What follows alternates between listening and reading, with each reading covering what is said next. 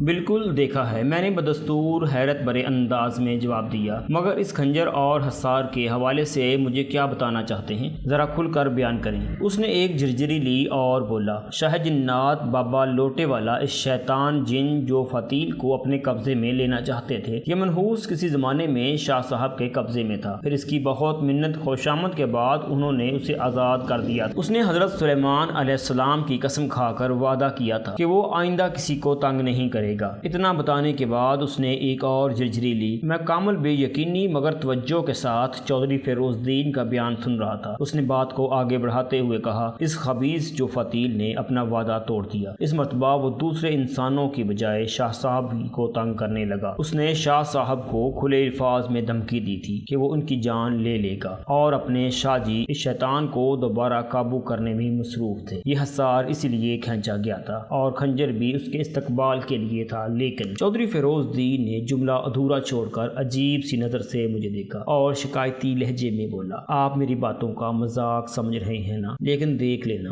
ایک دن آپ کو پتہ چل جائے گا کہ جو فتیل ہی نے یہ قتل کیا وہ مردود شاہ جی کے قابو میں نہیں آیا اور اپنے کسی داؤ سے ان کو موت کے گھاٹ اتار دیا۔ چال الٹ گئی، بازی پلٹ گئی۔ اوف! اس کے خاموش ہوتے ہی میں نے کہا، اور شاہ جنات پیر لوٹے شاہ کی زندگی کا لوٹا گھوم گیا۔ وہ لوٹا گھما کر اپنے پاس آنے والوں کو ان کے مسائل کا حل بتاتا تھا۔ اسی لوٹے کے باعث وہ لوٹ پلٹ اور سفید، کالی، نیلی، پیلی وغیرہ کاٹ کا ماہر سمجھا جاتا تھا۔ آج اسی لوٹے نے پیر صاحب کی زندگی کے مسائل حل کر دیے۔ میں نے ذرا رک کر چودھری کی آنکھوں میں دیکھا اور کہا، اس دنیا کا پرچہ حل سوالات تو نپٹ گیا، اب دوسری دنیا کے امتحانات چل رہے ہوں گے۔ سنا ہے وہاں تو پرچہ بھی آؤٹ نہیں ہوتا، بڑے کڑے سوالات پوچھے جاتے ہیں۔ میرا انداز بہت ہی سلجھا ہوا مگر الفاظ کاٹدار تھے۔ اگرچہ میں نے پیر لوٹے شاہ کی شان رفتہ گزشتہ میں کسی گستاخی کی کوشش نہیں کی تھی، مگر مقطع میں آ پڑنے والے سخت گستاخانہ الفاظ نے چودھری کا چہرہ لال بھبوکا کر دیا۔ وہ برہمی سے بولا، شاید آپ کو پتہ نہیں شاہ جی کتنی پہنچی ہوئی ہستی تھی۔ آپ ٹھیک کہتے ہیں، مجھے واقعی یہ بات معلوم نہیں، اسی لیے آپ ان کی بے ادبی کر رہے ہیں۔ واللہ میں نے ایسی کوئی کوشش نہیں کی۔ میں نے اپنے لہجے کو معذرت آمیز بنا لیا۔ پھر بھی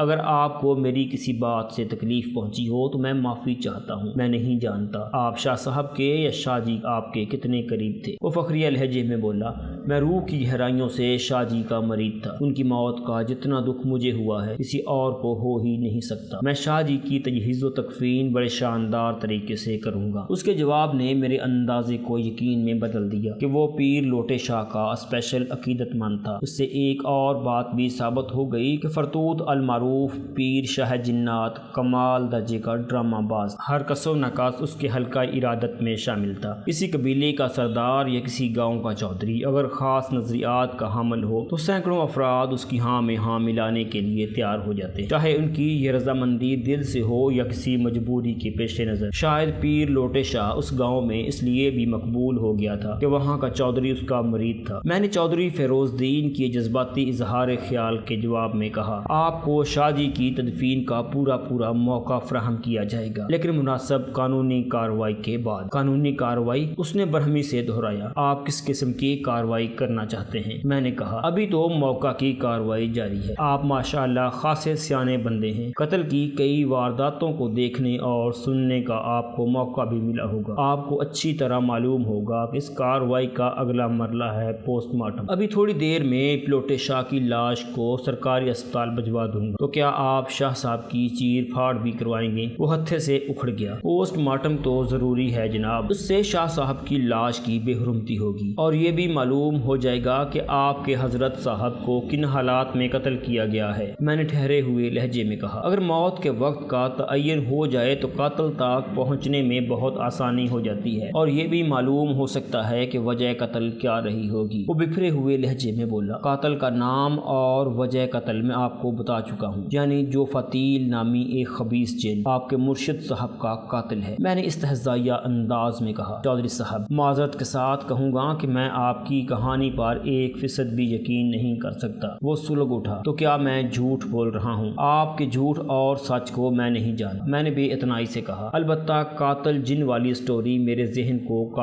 قابل قبول نہیں۔ میں تو اپنے طور طریقے سے قانونی کارروائی کروں گا۔ اگر ہم لوگ جرائم کو جنات اور دیگر ہوائی مخلوق کے کھاتے میں ڈالنے لگیں تو ہو گئی تھانداری۔ تھاندار صاحب، چودھری فیروز الدین نے دھمکی آمیز لہجے میں کہا، شاید آپ کا پہلے کبھی ناری مخلوق سے واسطہ نہیں پڑا، یہ بہت خطرناک ہوتے ہیں۔ شاہ صاحب کا حشر دیکھ لیں آپ، اگر آپ نے جو فتیل کے سلسلے میں کوئی پیش رفت کی تو وہ آپ کو بھی نقصان پہنچا سکتا ہے۔ میں اپنے فائدے نقصان کو اچھی طرح سمجھتا ہوں چودھری صاحب، میں نے واضح الفاظ میں کہا، اور آپ مجھے ڈرانے دھمکانے کی کوشش نہ کریں۔ میں تھانے دار ہوں، ذرا دوسری ٹائپ کا۔ میں نے قانون کی جو کتابیں پڑھی ہیں ان میں ناری، خاکی، آبی، ہوائی ہر مخلوق سے نمٹنے کے گر بتائے گئے ہیں۔ آپ میری فکر نہ کریں، مجھے اپنی حفاظت کرنے کے 101 طریقے معلوم ہیں۔ پھر میں نے اسے ڈرانے کی خاطر کہا، آپ کو پہلی فرصت میں اپنے بارے میں سوچنا چاہیے۔ اپنے بارے میں کیا مطلب؟ وہ بکھلائے ہوئے لہجے میں بولا۔ مجھے کیا ہوا ہے؟ میں نے اپنے لہجے میں حتی الامکان سنجیدگی شامل کرتے ہوئے کہا، چودھری صاحب، آپ شاہ جی کے بہت قریب تھے۔ وہ آپ کو اپنے دشمن جن جو فتیل کی کہانیاں سناتا رہتا تھا۔ میں نے سن رکھا ہے کہ اس قسم کے خبیث دشمن پہلے قریبی دوستوں اور عزیز رشتہ داروں کا رخ کرتے ہیں، کہیں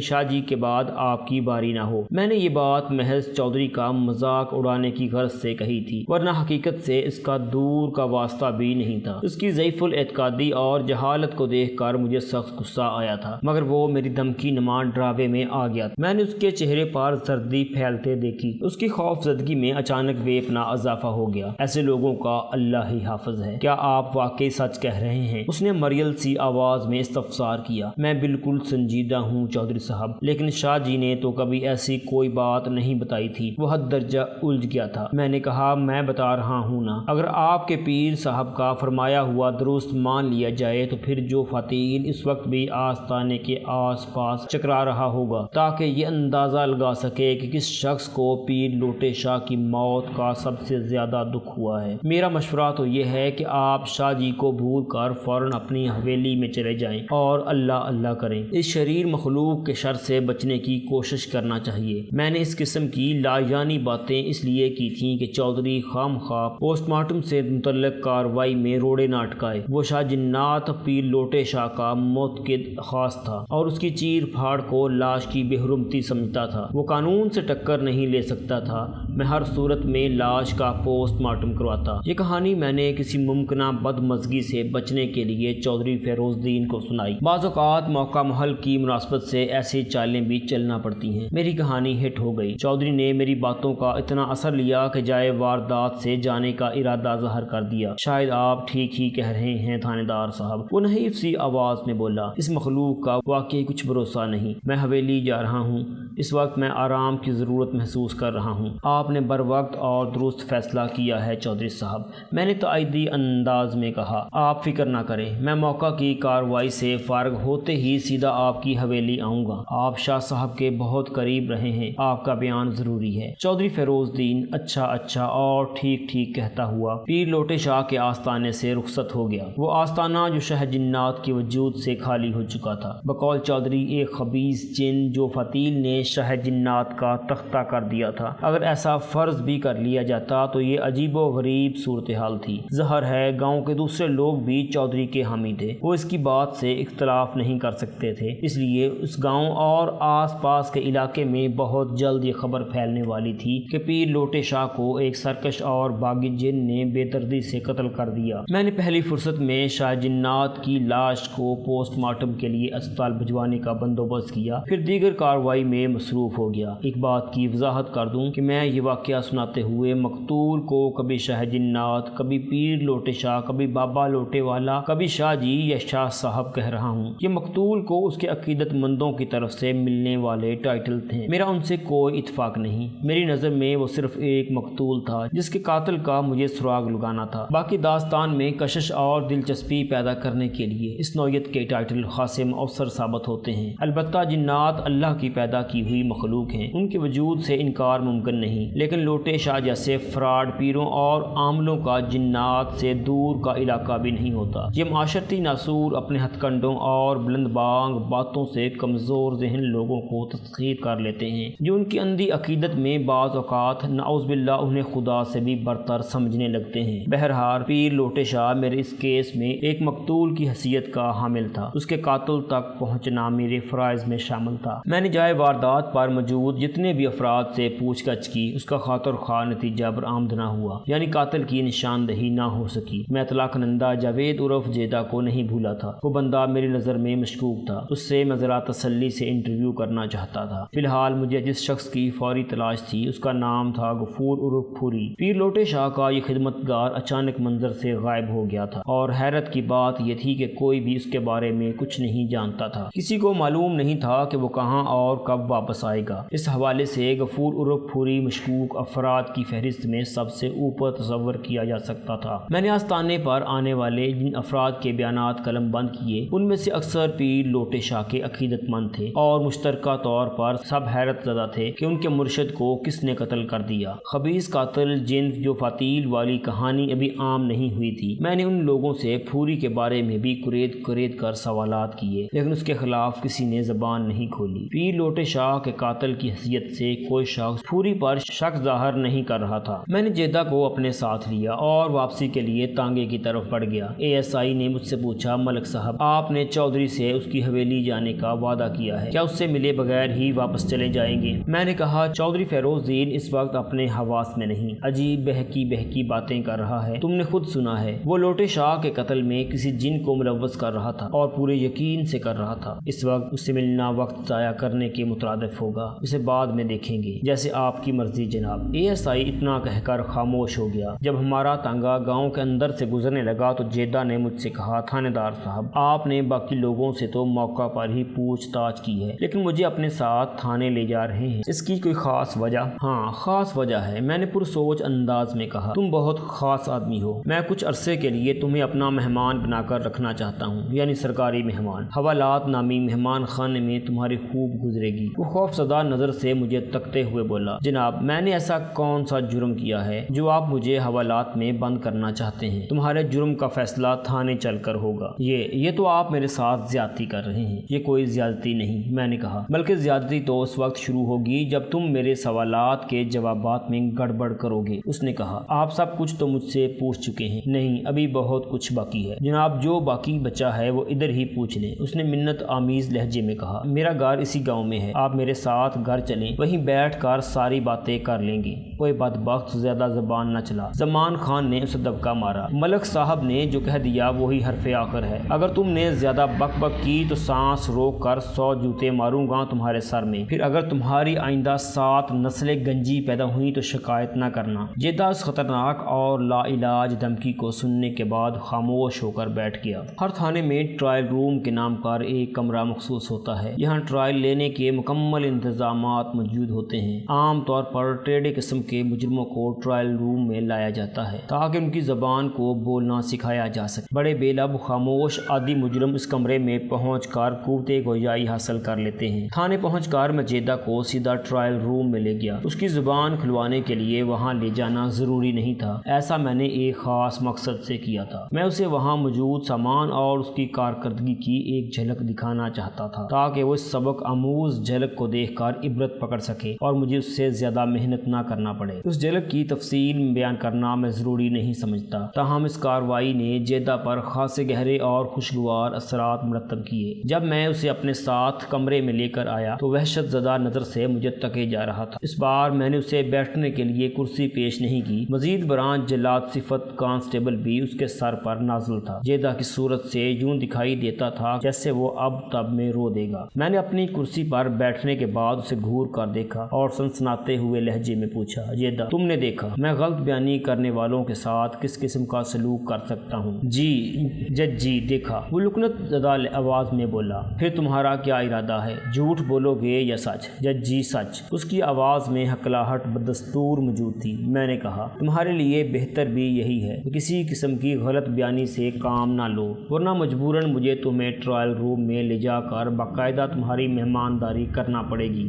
میں وہاں کبھی نہیں جاؤں گا۔ وہ شدت سے نفی میں گردن جھٹکتے ہوئے بولا، میں لے کر جاؤں گا، زبردستی تمہیں وہاں پہنچایا جائے گا۔ میں نے اس کے خوف میں اضافہ کرتے ہوئے کہا، اگر تم نے تعاون نہ کیا تو مجھ سے کسی روح رعایت کی توقع نہ کرنا۔ جناب، میں نے پہلے بھی آپ سے تعاون کیا ہے، وہ شکستہ لہجے میں بولا، اب بھی کروں گا۔ میں نے اب تک آپ سے کوئی جھوٹ نہیں بولا، اب بھی جو پوچھیں گے میں آپ کو سچ سچ بتاؤں گا۔ میں آپ سے وعدہ کرتا ہوں تھانے دار صاحب۔ وہ بالکل روحان سا ہو گیا۔ دیکھ لیتے ہیں تم نے اپنے وعدے میں کتنی کھوٹ ملائی ہے، میں نے اس کے چہرے پر نگاہ گاڑتے ہوئے کہا، پھر اس کے عقب میں کھڑے تنومند کانسٹیبل کو ہدایت دی، موسیٰ، تم جیسے ہی میرے دائیں ہاتھ کو حرکت کرتے دیکھو خود بھی حرکت میں آ جانا۔ تم میرا مطلب سمجھ رہے ہو نا؟ بڑی اچھی طرح ملک صاحب، وہ اپنے پیلے دانتوں کی نمائش کرتے ہوئے خوش دلی سے بولا۔ میں جیدہ کی طرف متوجہ ہو گیا۔ جانتے ہو میرا دایاں ہاتھ کب حرکت میں آئے گا؟ جی ہاں جی ہاں، میں نے اس بات میں گردن ہلائی، جب میں غلط بیانی کروں گا۔ شاباش، تم بالکل ٹھیک کہہ رہے ہو، میں نے سراہنے والے انداز میں کہا۔ مجھے امید ہے کانسٹیبل کو زحمت دینے کی ضرورت پیش نہیں آئے گی، انشاءاللہ، وہ پورے وثوق سے بولا۔ سچی بات تو یہ ہے کہ میں خام خواہ کے تشدد یا مار پیٹ کا قائل نہیں ہوں۔ میں اپنے شکنجے میں آئے ہوئے لوگوں کی زبان سے سچ اگلوانے کے لیے پہلے نفسیاتی حربے آزماتا ہوں۔ مجھے اس طریقہ کار میں ہمیشہ کامیابی حاصل ہوئی ہے۔ عادی اور پیشہ ور خطرناک مجرموں کی بات دوسری ہے، اس کے ساتھ کچھ نہ کچھ ضرور کرنا پڑتا ہے، کیونکہ لاتوں کے بھوت باتوں سے قابو نہیں آتے، انہیں کیلنے کے لیے حوالاتوں اور راتوں کی ضرورت پیش آتی ہے۔ میں نے جیدہ کو نفسیاتی طور پر اس قدر تیار کر لیا تھا کہ مجھے امید تھی کہ وہ کسی چکر بازی کا خیال بھی ذہن میں نہیں لائے گا۔ چند لمحے خاموش رہنے کے بعد میں نے اس سے پوچھا، تم آج صبح پیر لوٹے شاہ کے آستانے پر کیا لینے گئے تھے؟ انہوں نے مجھے بلایا تھا جی، جمعہ کی صبح کو آنے کو کہا تھا، وہ تھوک نگلتے ہوئے بولا۔ کیوں بلایا تھا؟ میں نے کڑے لہجے میں سوال کیا۔ تمہارا اپنا کوئی کام اس کے پاس پھنسا ہوا تھا یا اس نے اپنی کسی ضرورت سے تمہیں بلایا تھا؟ وہ مسکین صورت بنا کر بولا، کام تو میرا ہی تھا جناب۔ کیا کام تھا؟ ایسا کیا کام تھا جو تمہیں ٹھنڈی ٹھار صبح وہاں جانا پڑا؟ مجھے ان سے ایک خاص تعویذ لینا تھا، انہوں نے کہا تھا میرا مطلوبہ تعویذ جمعہ کی صبح مجھے تیار ملے گا۔ میں وہ تعویذ حاصل کرنے آستانے پر گیا تھا۔ میں بدستور اس کی آنکھوں میں آنکھیں گاڑے بیٹھا تھا اور اس کی صورت خوانی مجھے بتا رہی تھی کہ وہ دروغ گوئی کا سہارا نہیں لے رہا تھا۔ میں نے اسے گھسنے کا عمل جاری رکھتے ہوئے کہا، تم وہ خاص تعویذ کس مقصد کی خاطر لینا چاہتے تھے؟ جواب دینے سے پہلے وہ تھوڑا سا ہچکچایا۔ میں نے جلدی سے کہا، کوئی گڑبڑ نہیں جیدہ، ورنہ میرا ہاتھ حرکت میں آ جائے گا۔ وہ میری پیشگی اطلاع سے سہم گیا اور تعامل کرتے ہوئے بولا، میں کسی گڑبڑ کا ارادہ نہیں رکھتا، دراصل بات ہی ایسی ہے، میں زبان کھولنے سے پہلے سوچ بچار میں پڑ گیا تھا۔ میں نے اس کے پس و پیش کو دیکھتے ہوئے کہا، کیا کسی عورت کا معاملہ ہے؟ کسی عورت کا نہیں، بلکہ میری اپنی عورت یعنی میری بیوی کا معاملہ ہے۔ وہ حیرت سے مجھے دیکھتے ہوئے بولا، لیکن یہ بات آپ کو کس نے بتائی ہے؟ میں نے اس کے سوال کا جواب دینا ضروری نہ سمجھا اور پوچھا، تمہاری بیوی کو کیا ہوا ہے جو تم کوئی خاص تعویذ لینے پیر لوٹے شاہ کے آستانے پر جا پہنچے؟ زیبن کو کچھ نہیں ہوا جناب، وہ برا سا منہ بناتے ہوئے بولا۔ زیبن اس کی بیوی کا نام تھا۔ جو کچھ بھی ہوا ہے مجھے ہوا ہے، وہ سب کچھ زیبن کا کیا درا ہے۔ میں اپنے لیے تعویذ لینے گیا تھا، لیکن پیر لوٹے شاہ نے لوٹا گھمانے کے بعد مجھے بتایا کہ تعویذ کی ضرورت مجھے نہیں بلکہ زیبن کو ہے۔ میں ان کا دیا ہوا تعویذ کسی طرح زیبن کو پلا دوں تو وہ بالکل سیدھی ہو جائے گی۔ میں نے اس کے الفاظ دہرائے اور پوچھا، کیا تمہاری بیوی اب تک الٹی ہے جو پیر لوٹے شاہ کے تعویذ سے سیدھی ہو جاتی؟ وہ بنائے ہوئے لہجے میں بولا، اس کی مت الٹی ہے جناب، مجھے وہ کہیں سے سیدھی نظر نہیں آتی، اس نے میری کھوپڑی الٹا کر رکھ دی ہے، یہ زندگی میرے لیے عذاب بن کر رہ گئی ہے۔ یہ تو کوئی اور ہی معاملہ نکل آیا تھا۔ بعض ان پڑھ عقل مند اور اکثر پڑھے لکھے جاہل اپنی بیویوں کو سدھارنے کے لیے حکمت عملی کے بجائے پیروں عاملوں کے پاس پہنچ جاتے ہیں اور ازاں بعد بری طرح پچھتاتے ہیں۔ یہ الگ بات ہے کہ اس پچھتاوے کا انہیں مطلق احساس نہیں ہوتا اور وہ اپنے مالی اور اخلاقی زیاں کو کسی اور ہی کھاتے میں ڈال دیتے ہیں۔ میاں بیوی کا معاملہ بڑا نازک ہوتا ہے، اس میں کسی تیسرے فریق کو دخل نہیں ہونا چاہیے۔ فریق اول اور فریق ثانی ہی میں سے فریق ثالث کو جنم لینا چاہیے۔ یہ اگرچہ خاصا مشکل ہے، لیکن ازدواجی جھگڑوں کو نمٹانے کا اس سے زیادہ مؤثر اور دیر پا نسخہ اور کوئی ہو ہی نہیں سکتا۔ میں نے جیدہ کے دل کا غبار خارج کرنے کی خاطر کہا، آخر تمہاری تمہاری بیوی زیبن ایسا کیا کرتی ہے؟ وہ اچانک پھٹ پڑا۔ وہ مجھے مارتی ہے۔ اس کی آواز میں دکھی دل کی فریاد تھی۔ زیبن مجھ پر لات جوتا چلاتی ہے اور وہ بھی بچوں کے سامنے۔ آپ اندازہ کریں 4 اور 6 سال کے 2 بچوں کے معصوم ذہنوں پر کیا بیتتی ہوگی۔ میں اس زبان دراز اور ہاتھ چھوٹ عورت کی شرپسندیوں سے محفوظ رہنے کے لیے پیر لوٹے شاہ کے پاس گیا۔ اب پوری بات آپ کی سمجھ میں آ گئی ہوگی۔ بات ختم کر کے وہ رحم طلب نظروں سے مجھے دیکھنے لگا۔ پوری تو نہیں، آدھی بات سمجھ سکا ہوں۔ میں نے ذو معنی انداز میں کہا، تم مرد ہو کر اپنی بیوی سے مار کھاتے ہو، کیا تمہارے اندر جان نہیں ہے؟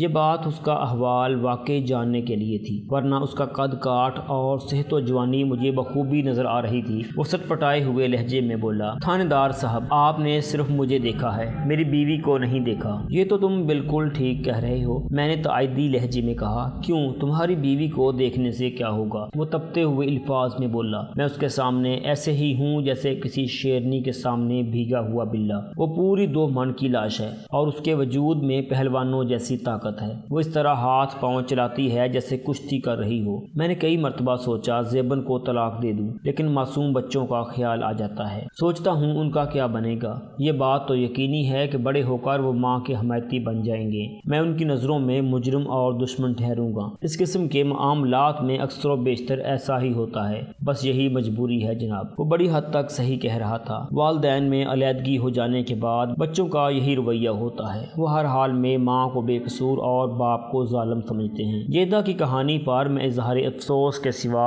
اور کچھ نہیں کر سکتا تھا، اس لیے میں نے ہمدردانہ لہجے میں اس سے کہا، تمہارا مرشد پیر لوٹے شاہ تو قتل ہو گیا، تم وہ خاص تعویذ حاصل نہیں کر سکے ہوگے۔ میں تمہارے حق میں دعا خیر ہی کر سکتا ہوں۔ میرا مشورہ ہے تم اپنے بیوی کو ٹھنڈے دل و دماغ سے سمجھاؤ۔ میں تمہیں بتاؤں، بیویاں کسی معصوم بچے کی طرح ہوتی ہیں، یہ زور زبردستی یا سختی سے قابو نہیں آتی۔ انہیں بہلانا پھسلانا پڑتا ہے، ٹھگی لگا کر ہموار کرنا پڑتا ہے۔ انہیں رام کرنے کے لیے بعض اوقات خوش امید جھوٹ کا سہارا بھی لینا پڑتا ہے، ایسا جھوٹ جو بے ضرر بھی ہو اور حوصلہ افزا بھی۔ کیا سمجھے؟ میں آپ کی بات سمجھ رہا ہوں جناب، وہ فرما برداری سے گردن ہلاتے ہوئے بولا۔ میں کوشش کروں گا کہ آپ کے مشورے پر عمل کروں، لیکن مجھے زیادہ امید نہیں۔ آپ زیبن کو نہیں جانتے، اس کی مار داڑ اور زبان درازی آپ نے دیکھی نہیں۔ میں نے کہا، اتنا بد دل ہونے کی ضرورت نہیں، تم واثق امید رکھو اور اپنے ذہن میں اس سوچ کو جنم دو کہ تمہارے رویے سے اس پر مثبت اثرات مرتب ہوں گے اور ایک روز بلاخر وہ تمہاری بات سمجھ جائے گی۔ امید میں بڑی طاقت ہوتی ہے جیدہ، یہ دنیا امید کے سہارے قائم ہے۔ ہم جو کچھ بھی کرتے ہیں، اگر کسی شخص کی امید ختم ہو جائے تو سمجھو اس کی زندگی ختم ہے۔ وہ اس طرح سر ہلانے لگا جیسے میری بات کو گہرائی سے سمجھ گیا ہو۔ میں نے اس سے وعدہ لیا کہ وہ اپنی فائر مائنڈڈ نصف بہتر کو ایک فلاور مائنڈڈ شوہر کے مانند ٹریٹ کرے گا۔ اس کے بعد اس سے دوسرے سوالات کرنے لگا۔ ان سوالات و جواب سے میں نے جو نتیجہ اخذ کیا وہ یہ تھا کہ پیر لوٹے شاہ کے قتل میں جیدہ کا کوئی ہاتھ نہیں تھا۔ فوراً اطلاع دینے تھانے چلے آنے کے سلسلے میں وہ پہلے وضاحت کر چکا تھا۔ وہ اس کی اندھی عقیدت کا معاملہ تھا جو بڑا حساس اور پیچیدہ ہوتا ہے۔ اندھی عقیدت تو جو بھی چمتکار دکھا ڈالے کم ہے۔ تھانے سے رخصت کرنے سے پہلے میں نے جیدہ کو چند ہدایات دیں۔ پہلی بات تو یہ کہ تم مجھے اطلاع دیے بغیر گاؤں سے باہر کہیں نہیں جاؤ گے، بلکہ بہتر یہ ہوگا کہ جب تک لوٹے شاہ کا قاتل گرفتار نہیں ہو جاتا تم کہیں آنے جانے کے بارے میں سوچو ہی نہیں۔ میں آپ کے حکم کے مطابق عمل کروں گا جناب۔ دوسری بات یہ کہ گاؤں میں رہتے ہوئے تمہیں لوٹے شاہ کے آستانے کی خبر گیری کرنا ہوگی۔ میں نے اس کی آنکھوں میں دیکھتے ہوئے گہری سنجیدگی سے جانے سے پہلے اس ویڈیو کو لائک کریں، شیئر کریں، کمنٹ باکس میں اپنی رائے کا اظہار ضرور کریں، چینل کو سبسکرائب کر لیں اگر سبسکرائب نہیں کیا تو۔ پھر پوچھ بیٹھا، اگر پوری واپس نہ آیا تو مجھے کیا کرنا ہوگا؟ میں نے کچھ سوچتے ہوئے کہا، تمہیں جتنا بتایا گیا ہے فی الحال تم وہی کرو، بعد کی بعد میں سوچی جائے گی۔ وہ مجھے ایک بھرپور سلام کر کے رخصت ہو گیا۔